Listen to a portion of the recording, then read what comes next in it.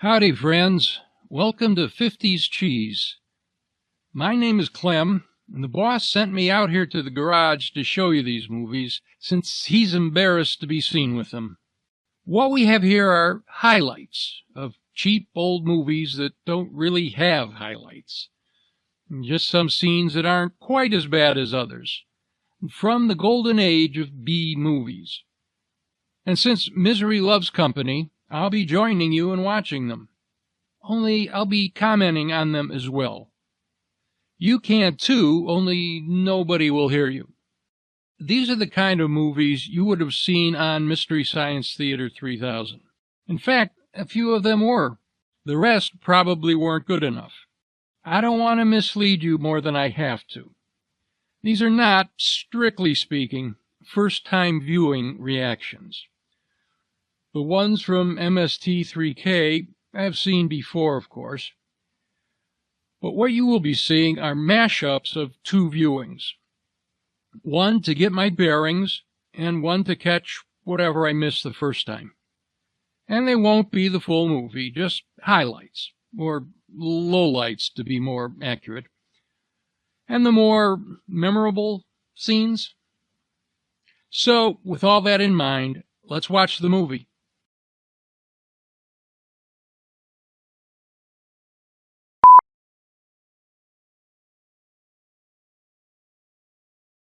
From 1942, we present The Mad Monster from Producers Releasing Corporation, the bottom of the barrel of the so-called Poverty Row studios. Now, there are a number of interesting characters associated with this movie. Hang around till the end to find out more about them.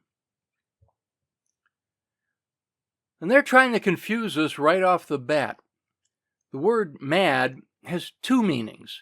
The primarily American angry, and the primarily British crazy. Of course, in this context, he could easily be both. We'll see.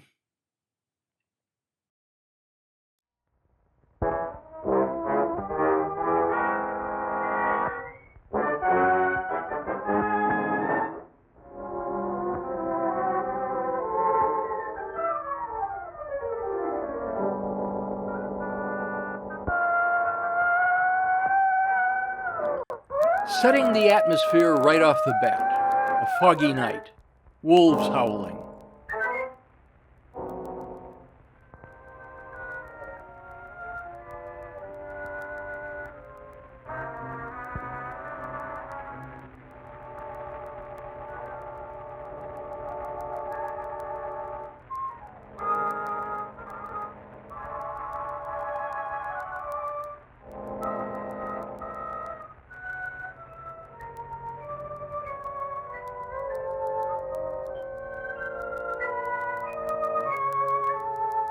Yes, I know you'd like to join your fellows outside and howl at the moon.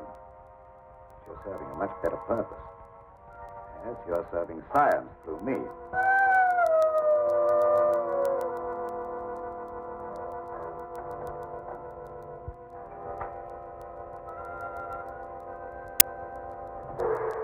Oh, that kindly grandfather figure is draining blood from the wolf. Why? Well, I'm sure we're about to find out.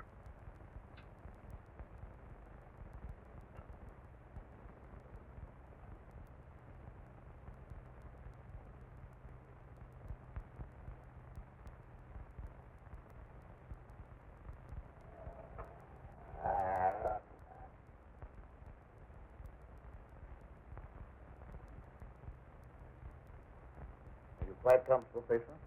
Sure, doctor. You're not afraid? I ain't got no reason to be afraid. Yeah, that's right, Pedro. There's nothing to be afraid of. Nothing at all.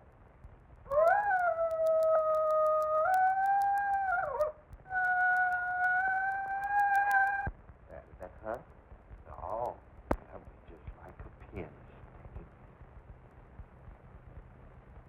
How come I have to have these straps on, Doc? Well, you see, Pedro, I'm trying a new formula. I wouldn't want you to make a sudden move and fall off the couch. But don't worry, it'll only be for a little while.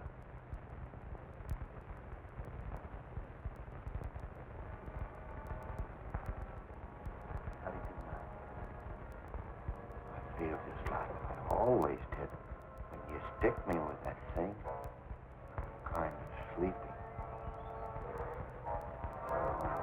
Sleep now.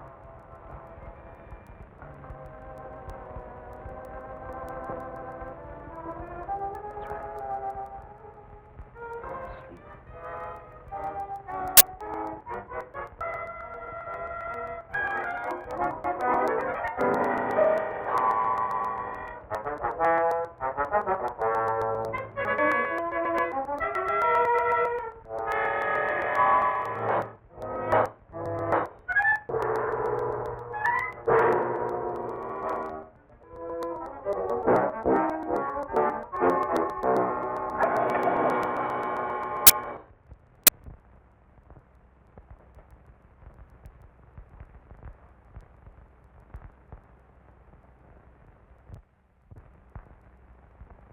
Gentlemen, I wish you were here to see the proof of my claim that the transfusion of blood between different species is possible. A few moments ago, Gloating and bragging to an was a empty man. room. A harmless, good-natured man. Okay. Look at him now.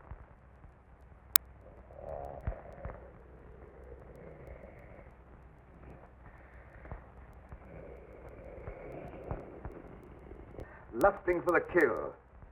You're looking at a scientific miracle, gentlemen.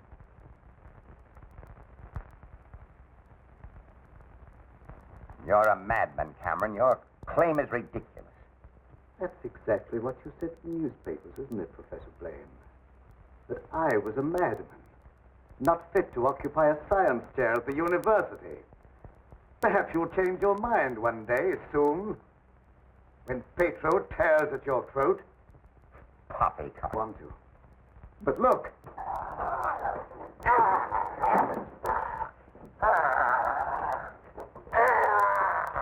Even now, he'd like to be at his work.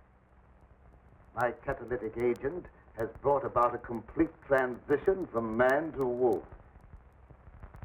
Your crazy experiments are a disgrace to science. Yes. Those are the very words you used in denouncing me to the faculty. Professor Fitzgerald. Science. What do you know about science? You, with your hidebound dogmas and shriveled mind, that refuses to recognize progress. What has progress to do with your foolish tampering with nature? I'm glad you asked that question, Professor Hatfield. You also were one of those stupid fools who raised their voices against me.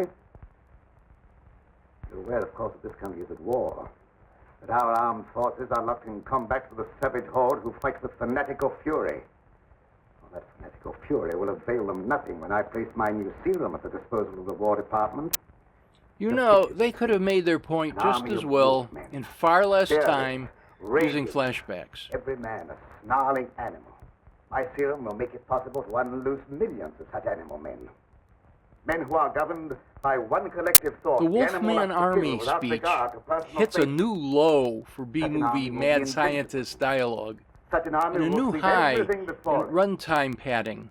Your scheme is too utterly fantastic, Dr. Cameron. You're fools, all of you. Poor, blind fools. Especially you, Dr. Warwick. Assuming that what you say is true, how would you control these wolfmen? I perfected an antidote that induces the return of immediate normalcy. And I suppose that it would be an easy matter to round up 1 million wild animals and administer an antidote. No, Cameron, you're mad.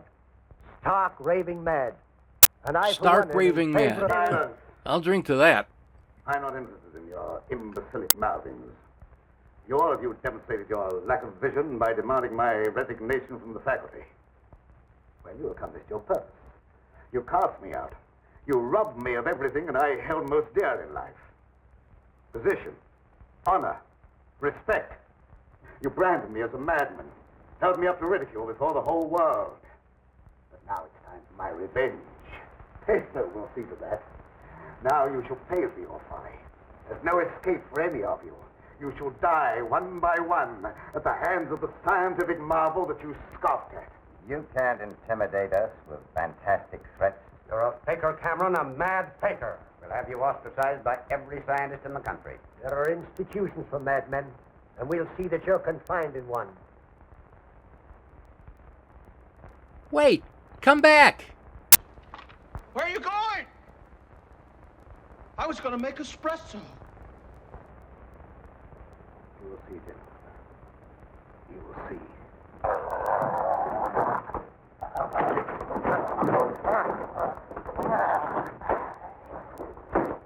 Well, at least we know who his victims are going to be.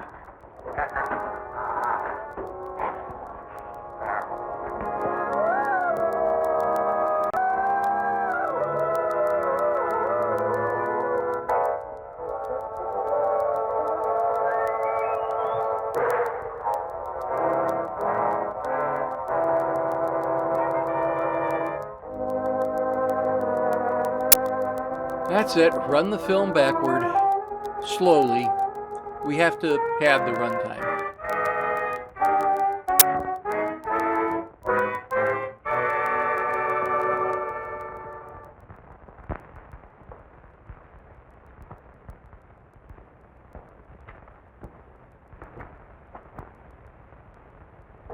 Doctor. How long have I been asleep? Oh, about an hour, I should say. How do you feel? I got a terrible headache, and I had sort of an awful dream. I was running countryside, chasing people, and trying to kill them. Like that dream. Oh, that doesn't mean anything. You just had a nightmare, that's all. But why should I be trying to kill people? Even in my dreams, I ain't got nothing against nobody. Well, let's not talk about it anymore. Go to bed. Our work's done for tonight. All right.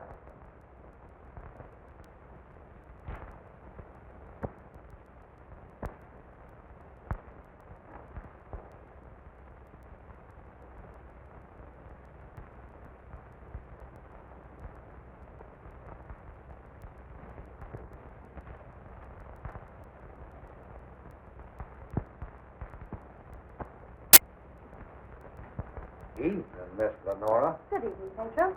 Well, Night Owl, I was just coming down to find out how much longer you're going to work. Do you realize how late it is? No, I didn't. I was absorbed in my... Oh, we done a lot of it, and I still had the awfulest dream. I Go to bed, Pedro. Yes, sir, Doctor. Good night, Miss Lenore. Good night, Pedro. Ted, what kind of experiments are you doing that you need Pedro? Oh, he just helps me in the laboratory moving the heavy things around. He's a very strong man, is Pedro. How much longer are we going to be here, Dad? Why? Because the place gets on my nerves. I hate it. Your hating it has nothing to do with being separated from that young reporter friend of yours, has it? It has. And I want to know when we're going back to the city. Very Monster good, my dear. movie My trope work's number practically finished. 27B2. What was that? Widowed mad scientist What? sharing an No, overly it large sounded like a house wild animal. outside of town I heard the same thing. with his last night. attractive Oh, unmarried that's daughter probably some whose dog boyfriend thing. is a reporter. Talk to how? You mustn't let things like that upset you. Now, come along here. Even a scientist needs sound sleep. I shall speak steady soundly tonight.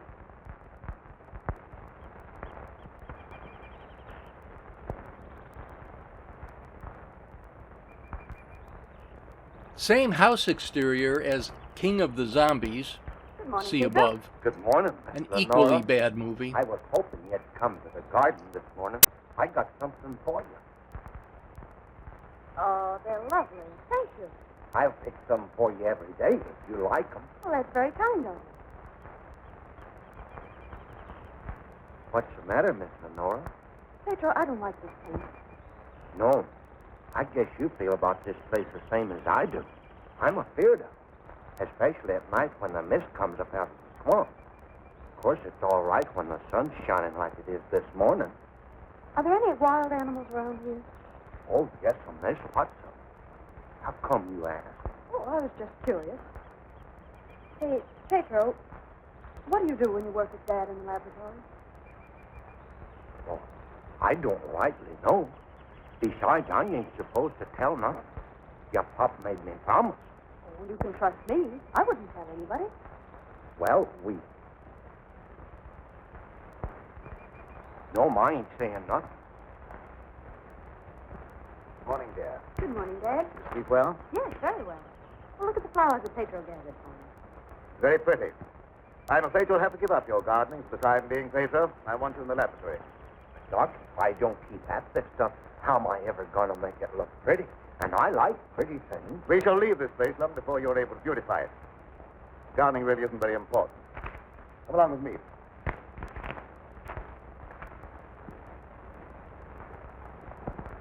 Now, Pedro, I see you're waiting for me. You scared me, Doc? Scared to why? You mustn't be so jumpy. You're as nervous as that wolf. He sure is nervous, all right. I've been sitting here for a long time watching him, and he ain't been still a minute. All right, lie down, Pedro. Are you going to strap me down again tonight, Doc? Well, certainly. It's more necessary tonight than ever before. Gee, it must be great to be educated. I wish I had a lot of book learning so I could understand what this is all about. Fortunately, you don't need education or intelligence for your part of the experiment. Just strength. Animal strength. Now lie down, we'll get to work.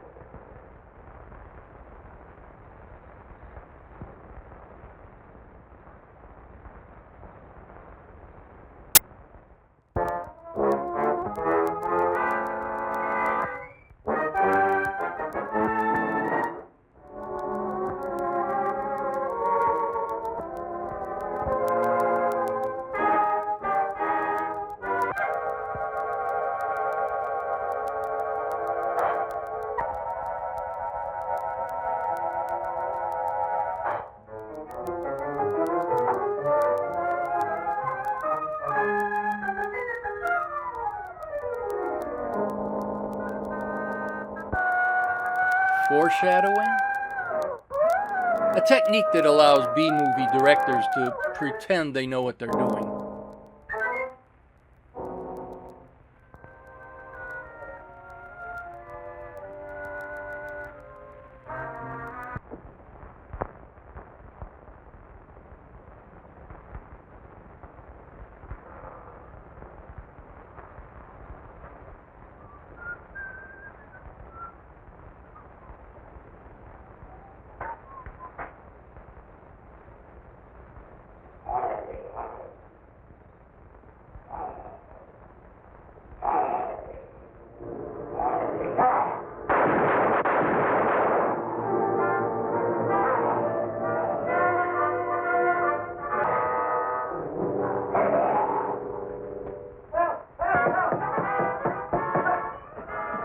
Shut the door, quick!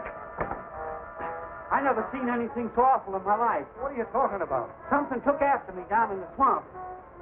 What was it? I don't know whether it was a man, a beast, or old Satan himself. Have you been drinking? Not a drop, so help me. I let him have both barrels of my shotgun, but that neither even slowed him down. No, you can't kill him no way. Except with a silver bullet. Kind of a reincarnated Maria Ospenskaya from the original Wolfman, if you're too young to remember that. A werewolf can be killed only with a silver bullet or a silver knife or a stick with a silver handle. I'm telling you, it was something awful.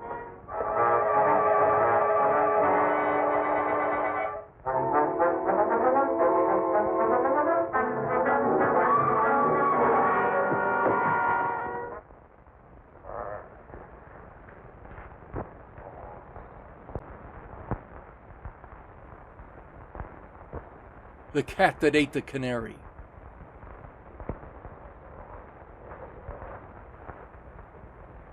I considered clocking how much time Pedro spends walking rather aimlessly through the woods, but I figured it wasn't worth the effort.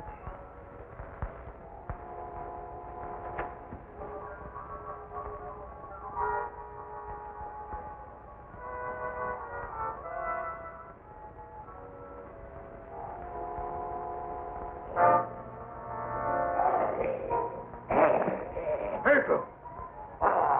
Lie down on that couch.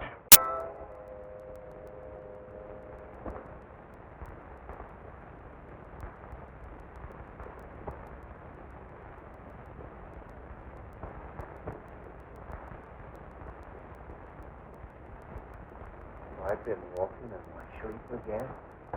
Yes, you have. You'd better go to bed.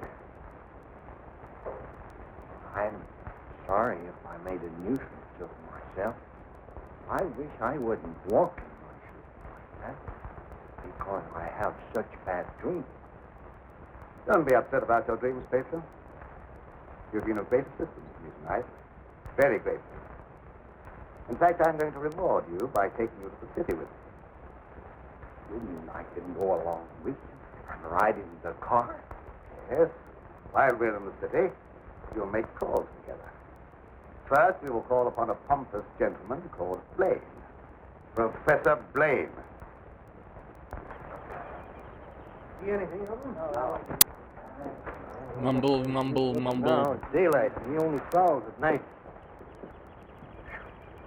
Maybe he's seen something. Yeah, thanks for that.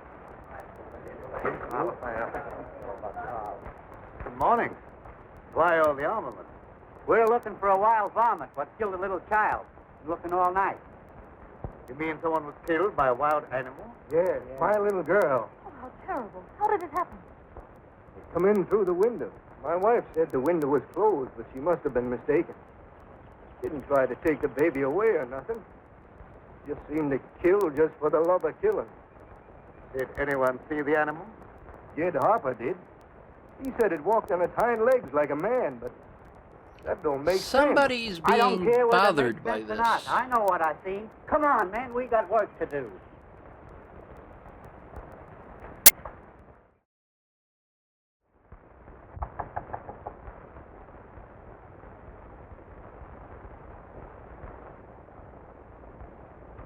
Well, come on in, Tom. Glad to see you. Good evening, Dr. Blaine.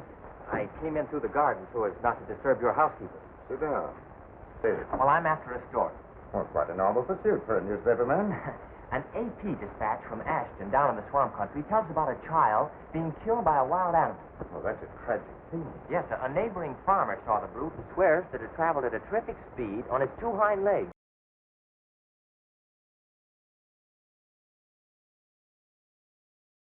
Your angle, as you call it, on prehistoric lizards is utterly fantastic. I'm sorry. I didn't know I was getting into such deep water. Well, I'll hang my head in shame and slink away. No harm done. Don't take it so to heart. Put your feet up on the desk and stay for a while. Well, I can't now. I've got to get back to the office. But I'll drop around again. Thanks very much for the information. I didn't give you very much. See you again, boy.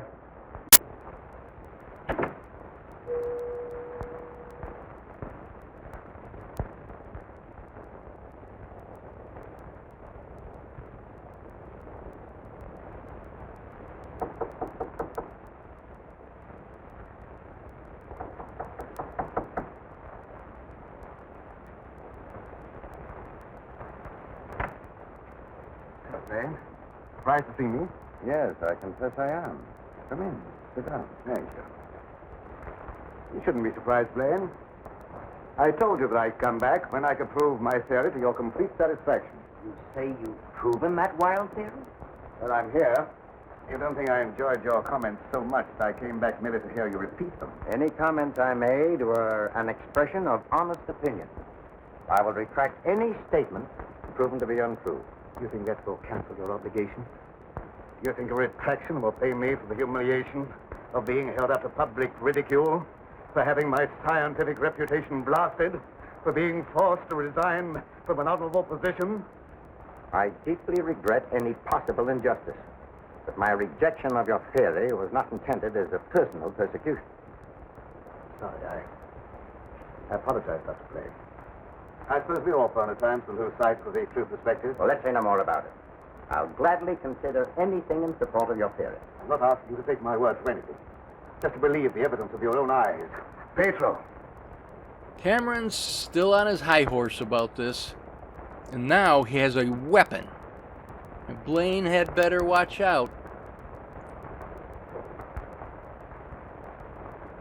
Pedro, you sit here. This is my guinea pig.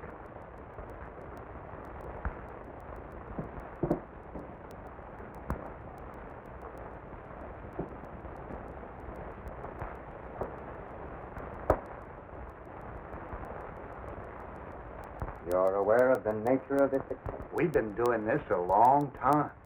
You may rest assured the experiment is a proven success. Otherwise, I wouldn't be here. What good can come with tampering with the normal laws of nature? A great deal of good. An invincible army, for one thing. You'll understand when you see the results. I abhor whatever appears to be a perversion of science. Mingling the blood of man and beast is downright sacrilege. I have no sympathy with such maudlin sentimentality. I propounded a theory which you denounced publicly as being ridiculous. The result of it is all in mind. You know what's Are strange? you trying to... Blaine is played by Robert Strange and Pedro Not at by all. Glenn I will Strange. cooperate in any way possible. And they're not related.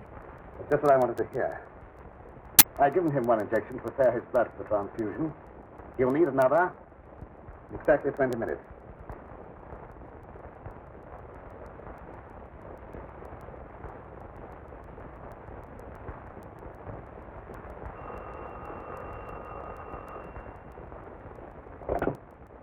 Hello? Is this Magnolia 37136? I'd like to speak to Dr. Lorenzo Cameron, please. Just a moment, please. It's for you, Cameron. For me? Hello? Oh, is that you, dear? You asked me to call you and find out if you're returning tonight. It's all right. I'll be over as soon as I can. Goodbye. Goodbye.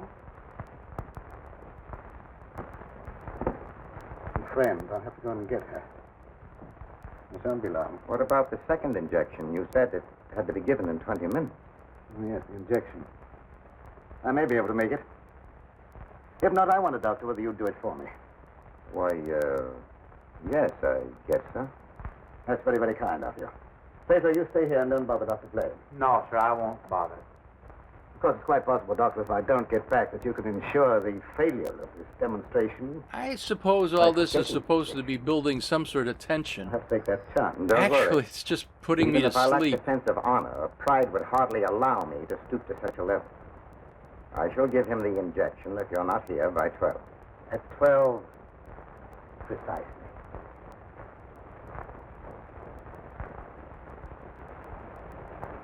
Are you at all familiar with the work Dr. Cameron is doing? Oh, no, sir. I'm just handyman around the place. Nobody, not even Miss Lenora, knows what he does. Oh, his daughter is still with him? Oh, yes, sir. She's with him. But I think she's lonesome. She seems to be grieving about something. Oh, that's an outrage. Cameron has no right to accept such a sacrifice from her. Oh, I don't like being a busybody, but she's such a fine girl, and a certain young man is just the tonic she needs to make her happy. Where do they live? Dr. Cameron rented the old Danfield homestead house about 4 or 5 miles from Ashton. It was a fine place, but ain't been nobody lived there for a long time, and the weeds kept growing closer to the house till they about swallowed up everything.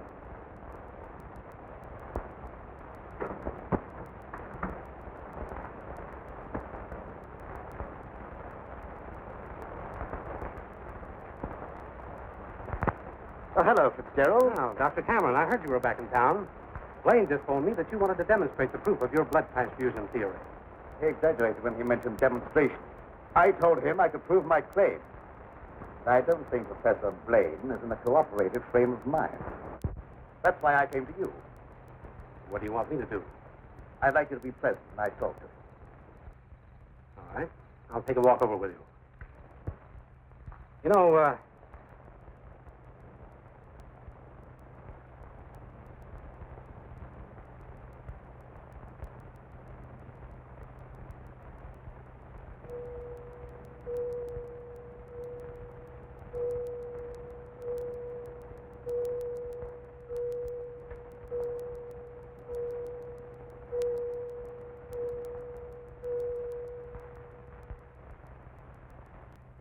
I heartily disapprove of the nature of this experiment, but my promise to Dr. Cameron leaves me no alternative. Sure. Roll up your sleeves.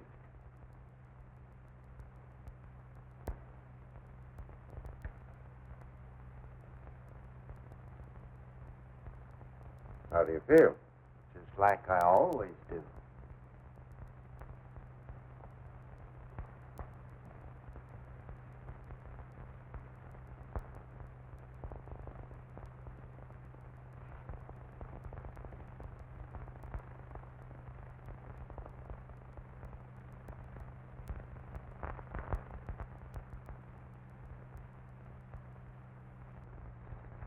Well, here we are. Oh. something wrong? Just a little heart trouble. Nothing serious, but distressing at times. I'll be all right after I rest. Maybe we better go in the house. Oh, no, in just a moment. What's the matter, drunk? Oh, a slight...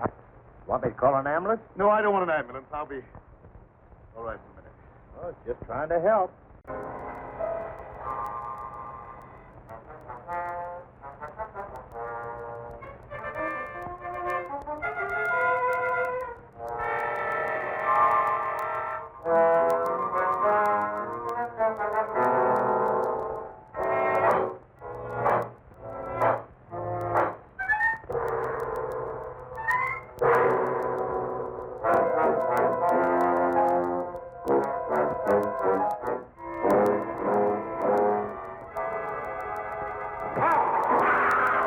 What's that?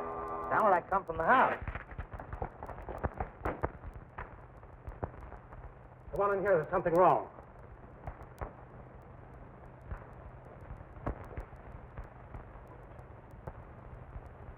I'll say there's something wrong.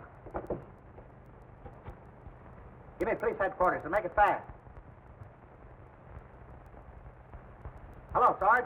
This is Dugan. I got a murder on my beat. Right away.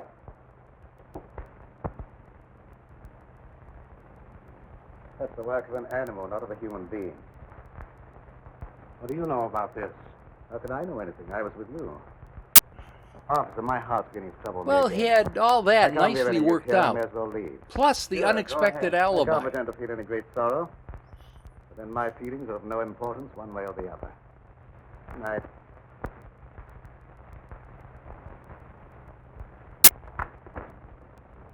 Howdy, Lieutenant. I've seen a lot of murders in my day, but never as messy as this one.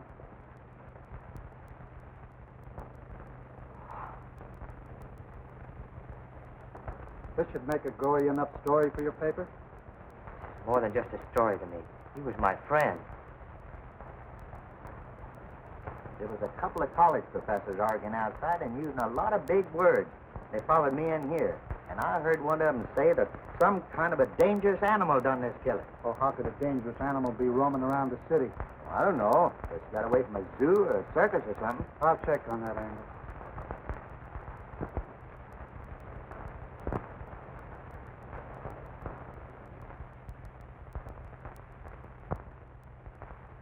Ashton. You talking to me? No, I was just trying to remember something. Ashton. I got it. An AP story came in from Ashton the other day about a child being killed by a weird animal from the swampland. What do you mean, weird animal? A farmer swore it wasn't human, but that it traveled on two legs like a man. Oh, he was crazy or drunk. There ain't no such animal. Anyway, how could he get way up here? I wish I knew.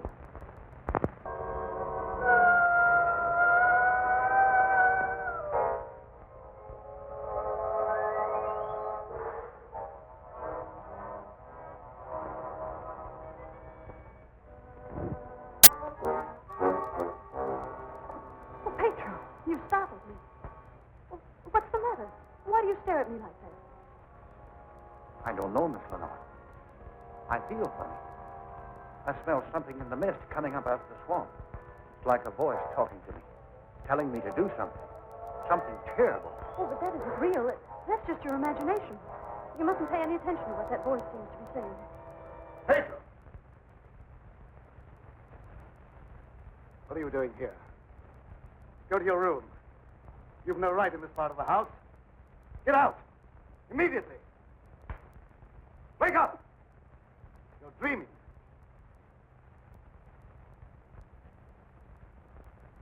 I don't know what's come over me. I must have a touch of swamp fever. That's very likely. Now go to bed. I'll get something for you. Yes, sir. I'm sorry if I made a nuisance of myself.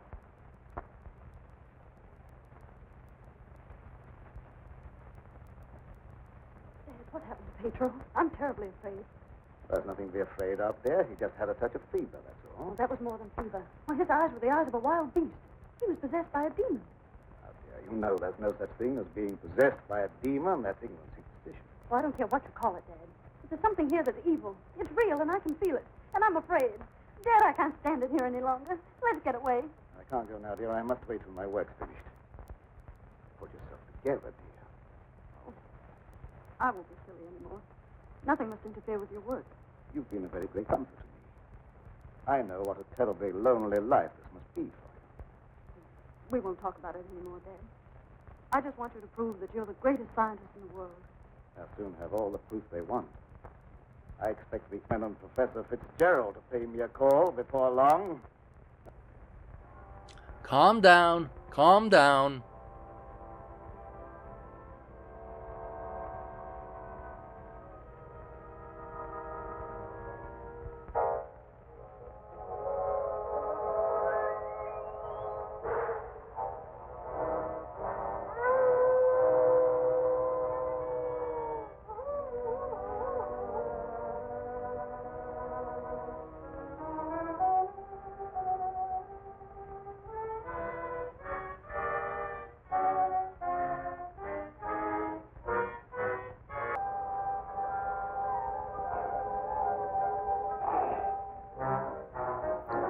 My guess is the wolf serum is building up in his system and keeping him under its influence longer than before. Now, we'll see how good of a guesser I am.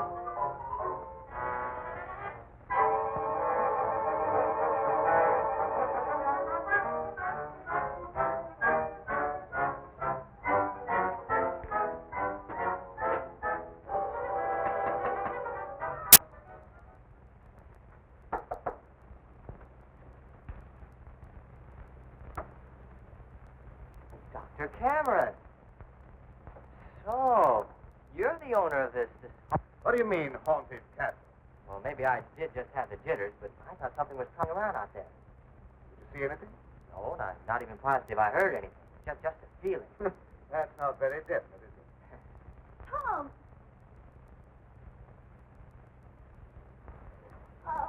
It's good to see you. Can you ever forgive me for going off without saying goodbye? That doesn't matter now that I've found you. I see no reason for rejoicing. Dad! I buried myself in this out-of-the-way place so that I could work undisturbed, away from snooping reporters who only ridicule what they have not the intelligence to understand. I had no thought of ridicule in coming here. I'm not interested in your reasons for coming, but I would like to know how you happened to find your way here. I found a message from Dr. Blaine after he was killed. Dr. Blaine killed? Oh, how terrible. Yes, only he was killed by some animal. You knew about it? I was with Professor Fitzgerald when it happened, and I saw him right afterwards. What was the message? A memorandum to tell me about this old plantation. So he meant to betray my confidence, just as he did before. Well, I don't believe Dr. Blaine had any such thought in mind. I don't care what you profess to believe. You belong to a profession that's obnoxious to me, and you're not welcome here. Dad. Well, he's losing what little grasp of reality he I has. thought you needed me, but I won't have you treat Tommy like this. Now, don't get upset on my account. Things will turn out all right. I suppose you have a right to your own opinion. Good night.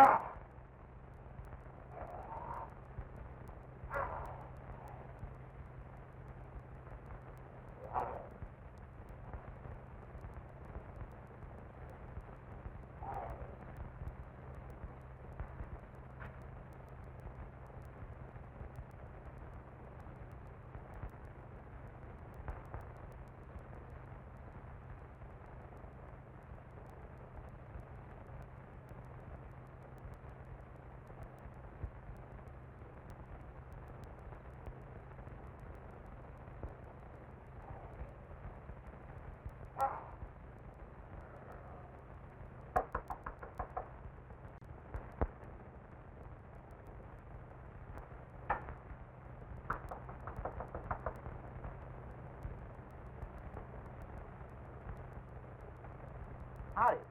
Sorry to bother you this time of night, but I've lost my way. Come on in. Sit down.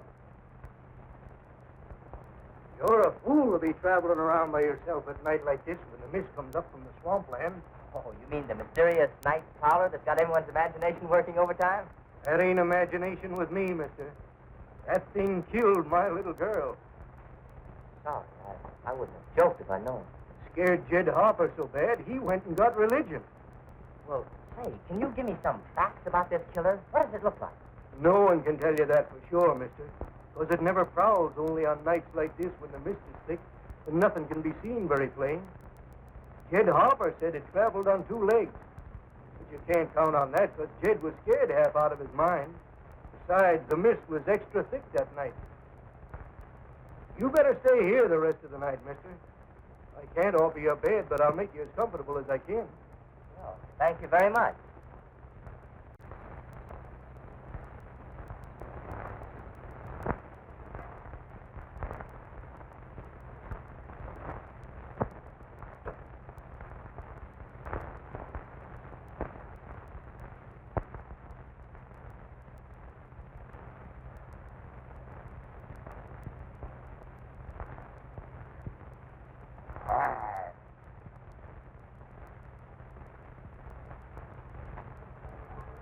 People in a cage are of no further use to me. Purified without my knowledge have become dangerous. I hadn't thought of that possibility. On your couch, Pedro. Down!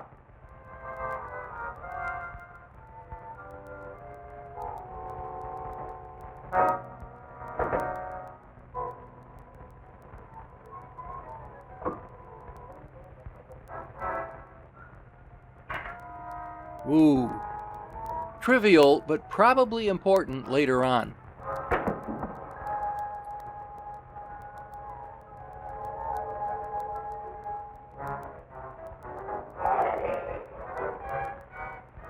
No.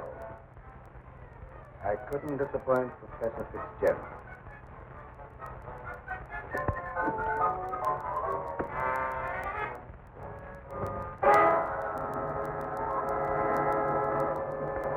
Down, people. Down.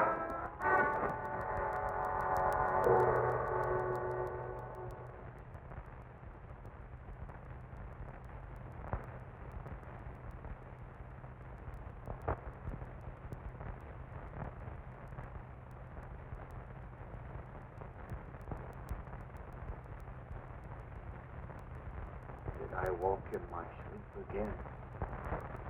Yes. Doctor, ain't there some way you could cure me from doing that? I'm afraid not.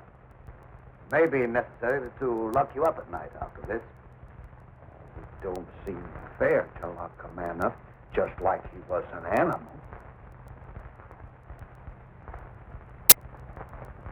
Of course, that's all Pedro is to Cameron, a lab animal.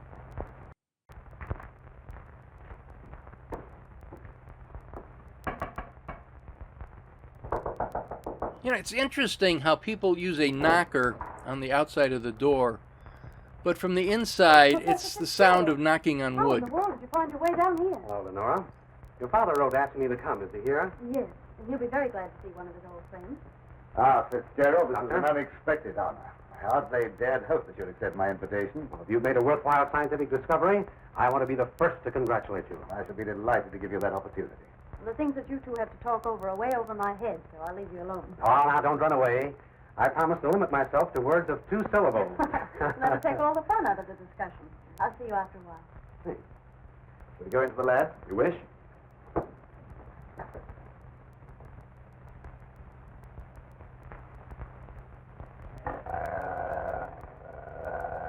You're very secretive about your work.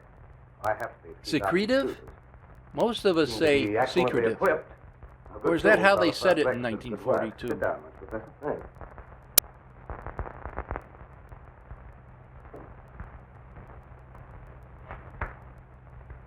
I've discovered that certain extremely volatile elements in the blood, little more than particles of electrical energy, are the source of all physical growth and mentality by exciting the various glands and brain cells.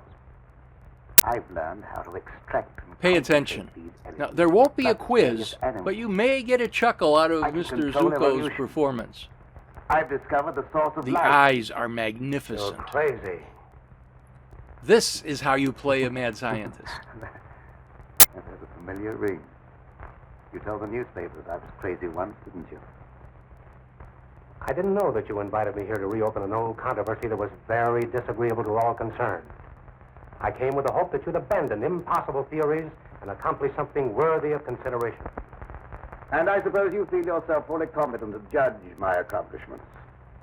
You and your hidebound associates, Hatfield, Warwick, and Blaine. No, not Blaine. He no longer is passing judgment on my sanity.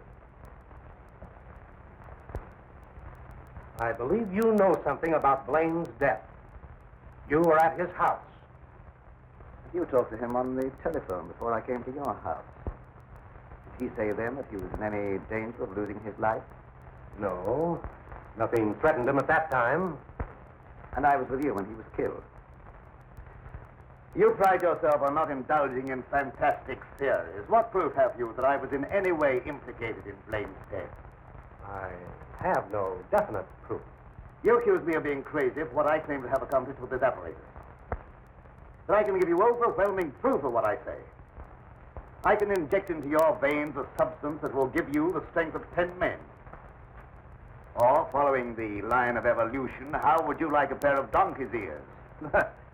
That'd go well with your type of mentality. That certainly will not be the subject for any of your experiments.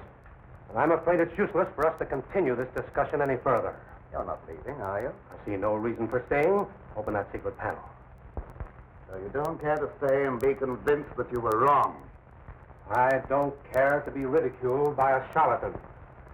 Ah, ridicule. That isn't pleasant, is it? I know from experience. I had nothing to do with that. It wasn't my fault that the public treated your crazy theories with the ridicule they deserve.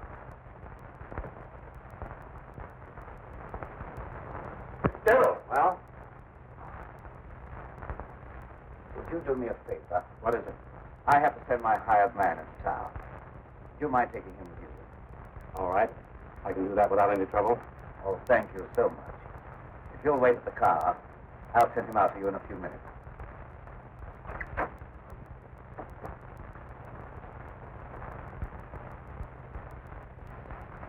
Now get in the car, Peter. Don't keep Professor Fitzgerald waiting. I should have known this trip would be a waste of time. I still hope to give you proof that you can't ignore. Remember me to Hatfield and Warwick when you see them again.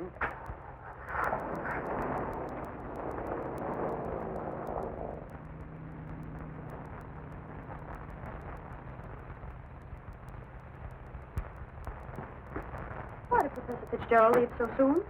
He wasn't impressed by the possibilities of my line of research. Oh, don't be disappointed. That's no credit to his intelligence. You're a great scientist, and someday you're going to startle the world. You're right, dear. I'll startle the world. Yes, he'll startle the world. But first, maybe Pedro will startle Fitzgerald, you think?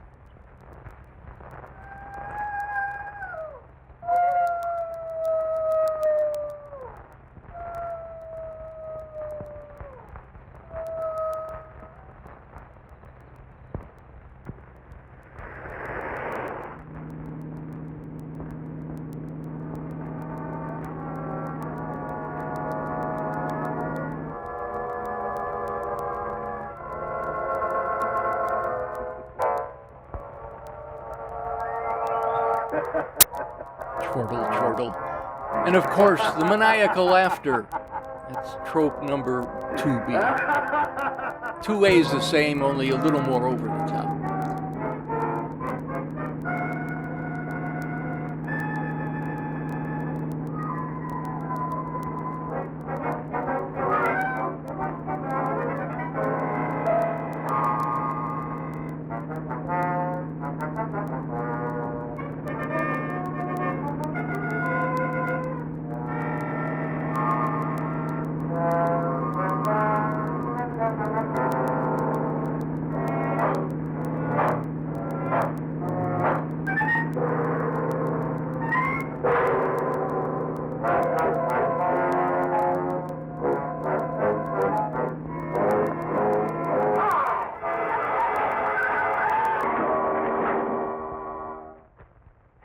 Sounded like it came from over there.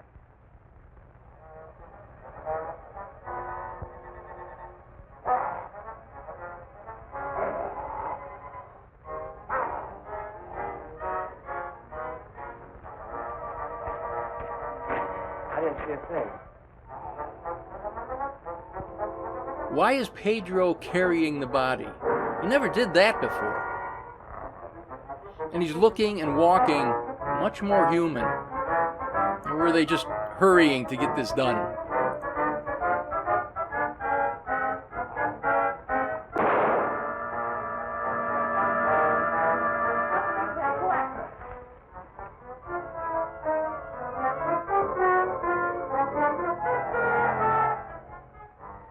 That's Fitzgerald. He dead? Still alive, but unconscious. Where can we take him? Take him over to my place. The old Danfield house is handier. We'll take him there. I don't know how badly he's hurt. Why don't you men go for a doctor? Come on, give me a hand. Take it easy, Paul.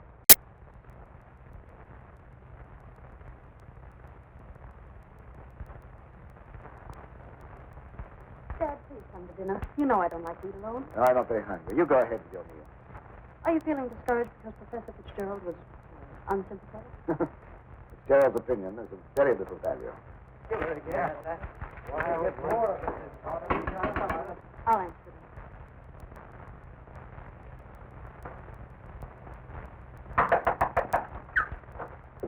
Come in. Oh, what happened? I found Professor Fitzgerald badly hurt. Oh, bring him in. Take him upstairs.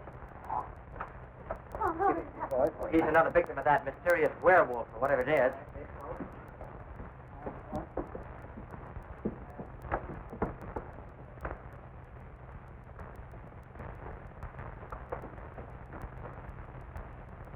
In here.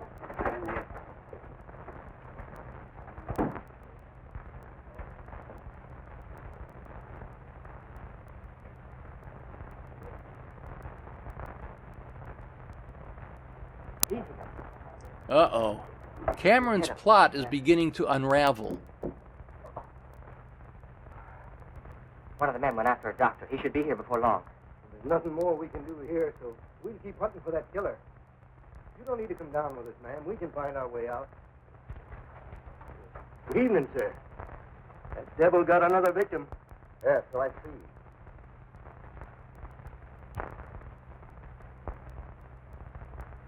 I was surprised to see Professor Fitzgerald in this neighborhood.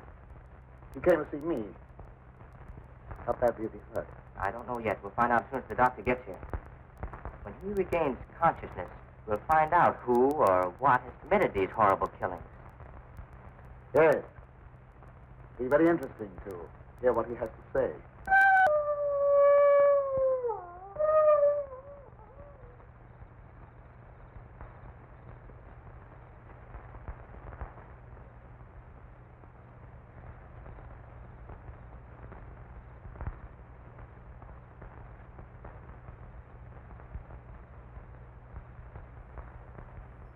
I told you that stick in the door would re-enter the story.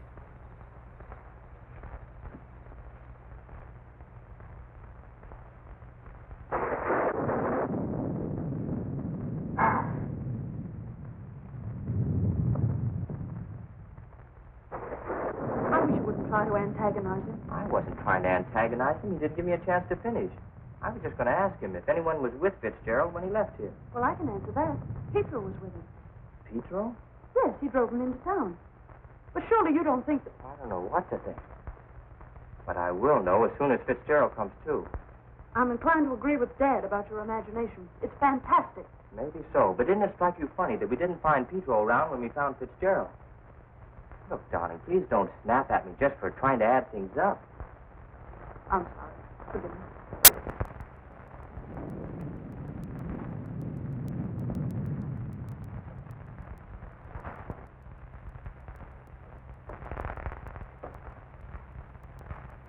He's still unconscious. Oh, he must regain consciousness, even if only for a few minutes. So much depends upon it. That must be the doctor. Well, I'll go down with you.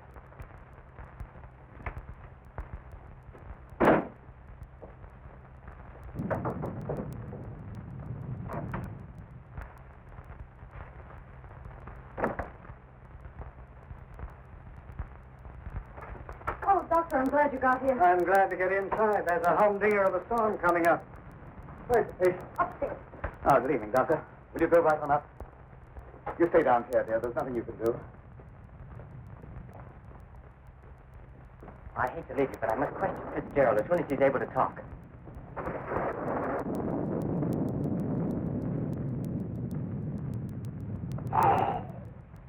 Reckon it's a little late for me to help. The man's dead. Dead? Yes, that's too bad. We were hoping you'd throw some light on a matter of great importance. Well, I'll be getting back to town before this storm gets worse. I'll send the coroner out.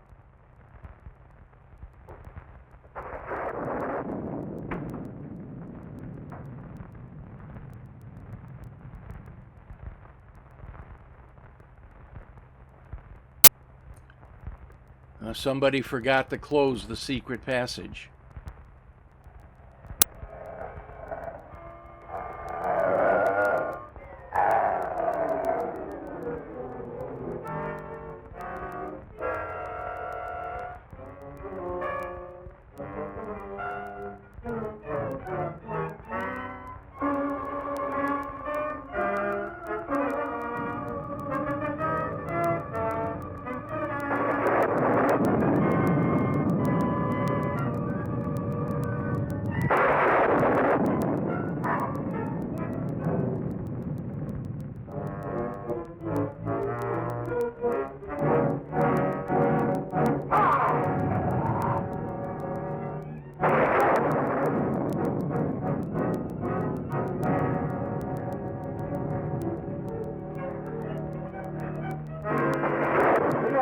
Good night, Doctor.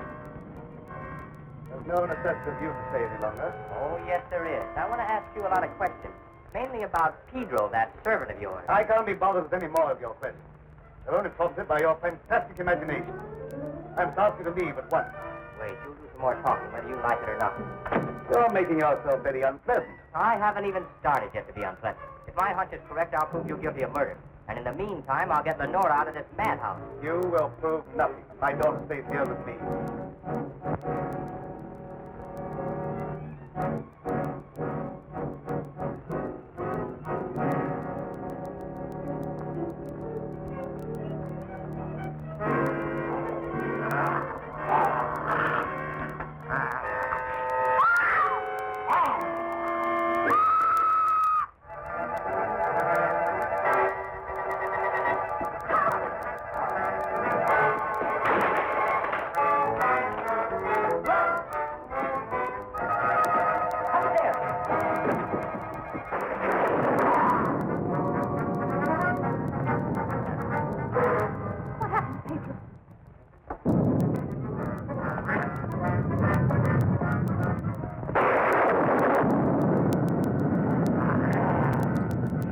Now we're in for it.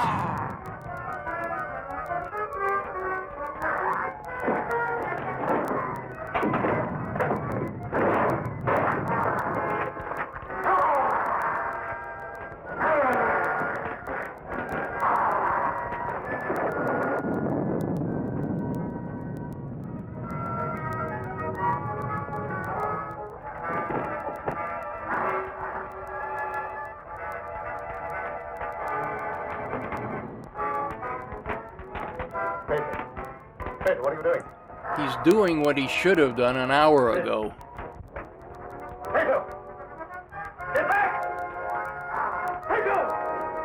Pedro! Get back! Pedro!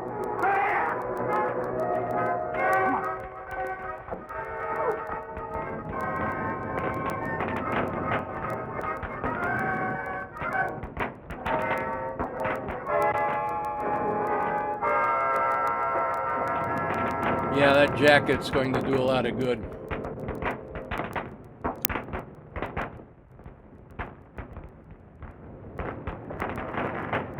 Dad!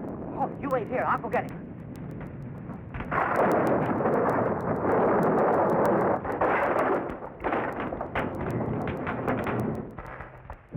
Where?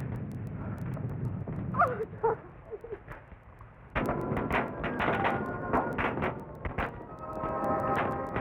Isn't he supposed to say something pithy here? You know, like, "'Twas beauty that killed the beast," or "This could be the beginning of a beautiful friendship."